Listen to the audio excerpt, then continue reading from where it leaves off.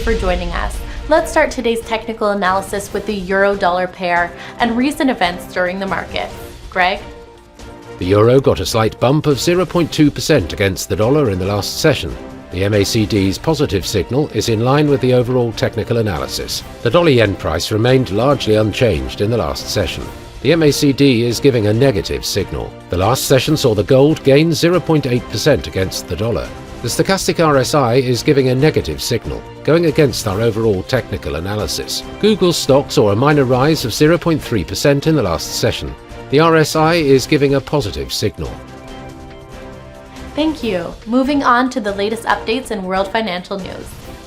The dollar slipped a day after rising on hotter-than-expected US inflation data, as investors consolidated gains ahead of this week's economic data that could shed light on when the Federal Reserve might start cutting interest rates this year. Britain's economy returned to growth in January after entering a shallow recession in the second half of 2023, offering some relief to Prime Minister Rishi Sunak ahead of an election expected this year, official data showed. Oil prices rose on expectations of strong global demand, including in the world's top consumer, the United States, while somewhat sticky US inflation did not significantly alter expectations that the Fed might start cutting interest rates soon. Thank you for this. Now coming up, today's major economic events. The US retail sales will be released at 12:30 GMT. The US initial jobless claims at 12:30 GMT.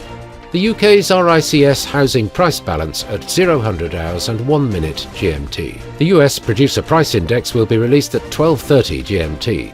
Spain's Harmonised Index of Consumer Prices at 0800 hours GMT. Finland's Consumer Price Index at 0600 hours GMT. We hope that you've enjoyed today's market outlook. On behalf of all of us here, we wish you a productive trading day. Be sure to log in tomorrow morning for the latest news and events from the financial market.